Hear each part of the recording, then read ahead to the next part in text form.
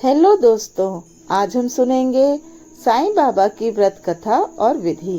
गुरुवार का दिन साईं बाबा को समर्पित है। साईं बाबा के लिए सभी भक्त समान हैं। उन्होंने कभी जाति धर्म के आधार पर कोई भेदभाव नहीं किया। जो सच्चे मन से साईं की भक्ति करता है तो कहते हैं साईं हमेशा उसका साथ देते हैं। साईं का मात्र नाम जपने से ही मुरादें पूरी हो जाती हैं, लेकिन गुरुवार के दिन साईं बाबा का व्रत रखने से वो अपने भक्तों पर विशेष कृपा बरसाते हैं। मानता है कि गुरुवार को साईं बाबा का व्रत रखने से बिगड़े काम बन जाते हैं। आइए जानते हैं कि साईं बाबा का व्रत कितने दिन तक करें और क्या है पूजन विधि। साईं बाबा का व्रत माह के किसी भी गुरुवार से शुरू किया जा सकता है। पौराणिक मान्यताओं के अनुसार विशेष मनोकामना पूर्ति के लिए साईं बाबा की 9 गुरुवार तक लगातार व्रत रखना शुभ होता है। व्रत को शुरू करते समय 5, 7, 11 या 21 व्रत का संकल्प लें। मन्नत के गुरुवार पूर्ण होने पर व्रत का उद्यापन करें। व्रतधारी विधिवत गुरुवार व्रत का उद्यापन करने के बाद इस दिन गरीबों को भोजन जरूर कराएं और सामर्थ्य अनुसार दान दें। गरीबों की सेवा से साईं बाबा बहुत जल्दी प्रसन्न होते हैं। साईं बाबा व्रत के नियम। गुरुवार को साईं बाबा का व्रत सच्ची श्रद्धा के साथ करें। गुरुवार व्रत का फल तभी मिलता है जब सच्चे मन से साईं बाबा की भक्ति की जाए। साईं बाबा के व्रत में मन की शांति बहुत जरूरी है। ऐसे में दूसरे के प्रति द्वेष की भावना न रखें, वरना पूजा के सकारात्मक परिणाम नहीं मिलेंगे। किसी कारणवश गुरुवार का व्रत छूट जाए या न कर पाए तो उसे गिनती में न लें। अगले गुरुवार को व्रत जारी रखें। व्रत में साईं बाबा को जो प्रसाद का भोग लगाएं, उसे दूसरों में जरूर बांटें। अगर प्रसाद बच जाए तो फेंके नहीं, गाय, कुत्ते या किसी अन्य पशु को खिला दें। साईं बाबा के व्रत की विधि। पूजा विधि। साईं बाबा की पूजा बेहद सादगी और सरलता से की जाती है। गुरुवार के दिन प्रातः काल स्नान आदि के बाद साईं बाबा के समक्ष व्रत का संकल्प लें। पीले रंग के वस्त्र धारण करें। बाबा की पूजा करें, क्योंकि पीला रंग साईं बाबा को अधिक प्रिय है। पूजा स्थान पर एक चौकी पर पीला कपड़ा बिछाएं। उस पर साईं बाबा की तस्वीर स्थापित करें। बाबा को रोली, चावल और पीले फूल चढ़ाएं। घी का दीपक लगाकर साईं बाबा के व्रत की कथा पढ़ें।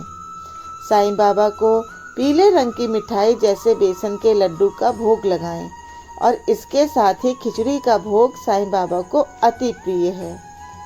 आरती करके प्रसाद सभी लोगों में बांट दें। इस दिन का विशेष महत्व है। इस दिन हो सके तो अपनी शक्ति अनुसार अन्न और वस्त्रों का गरीबों को दान कर सकते हैं। साईं बाबा व्रत कथा। कोकिला बहन और उनके पति महेश भाई शहर में रहते थे। दोनों में एक दूसरे के प्रति प्रेम भाव था, परंतु महेश भाई का स्वभाव झगड़ालू था। बोलने की तमीज ही न थी। लेकिन कोकिला बहन बहुत धार्मिक स्त्री थी। भगवान पर विश्वास रखती थी एवं बिना कुछ कहे सब कुछ सह लेती थी। धीरे धीरे उनके पति का धंधा रोजगार ठप हो गया। कुछ भी कमाई नहीं होती थी। महेश भाई अब दिन भर घर पर ही रहते और अब उन्होंने गलत राह पकड़ ली। अब उनका स्वभाव पहले से भी चिड़चिड़ा हो गया। एक दिन दोपहर का समय था। एक वृद्ध महाराज दरवाजे पर आकर खड़े हो गए। चेहरे पर गजब का तेज था और आकर उन्होंने दाल चावल की मांग की। कोकिला बहन ने दाल चावल दिए और दोनों हाथों से उस वृद्ध बाबा को नमस्कार किया। वृद्ध ने कहा, साईं सुखी रखे। कोकिला बहन ने कहा, महाराज सुख मेरी किस्मत में नहीं है, और अपने दुखी जीवन का वर्णन किया। तब महाराज ने श्री साईं के व्रत के बारे में बताया। 9 गुरुवार फलहार या एक समय भोजन करना हो सके तो साईं मंदिर जाना। घर पर साईं बाबा की 9 गुरुवार पूजा करना। साईं व्रत करना और विधि से उद्यापन करना। भूखे को भोजन देना। साईं व्रत की किताबें 7, 11, 21 यथाशक्ति लोगों को भेंट देना और इस तरह साईं व्रत का फैलाव करना। साईं बाबा तेरी सभी मनोकामनाएं पूर्ण करेंगे, लेकिन साईं बाबा पर अटूट श्रद्धा रखना जरूरी है। कोकिला बहन ने भी गुरुवार का व्रत किया। 9वें गुरुवार को गरीबों को भोजन करवाया, व्रत की पुस्तकें भेंट दी। उनके घर से झगड़े दूर हो गए, घर में बहुत ही सुख शांति हो गई, जैसे महेश भाई का स्वभाव ही बदल गया हो। उनका धंधा रोजगार फिर से चालू हो गया। थोड़े समय में ही सुख समृद्धि बढ़ गई। दोनों पति पत्नी सुखी जीवन बिताने लगे। एक दिन कोकिला बहन की जेठ जेठानी सूरत से आए। बातों बातों में उन्होंने बताया कि उनके बच्चे पढ़ाई नहीं करते, परीक्षा में फेल हो गए हैं। कोकिला बहन ने गुरुवार की महिमा उन्हें बताई और कहा कि साईं बाबा की भक्ति से बच्चे अच्छी तरह से अभ्यास कर पाएंगे, लेकिन इसके लिए साईं बाबा पर विश्वास रखना जरूरी है। साईं सबकी सहायता करते हैं। उसकी जेठानी ने व्रत की विधि बताने के लिए कहा। कोकिला बहन ने उन्हें वह सारी बातें बताई जो खुद उन्हें वृद्ध महाराज ने बताई थी।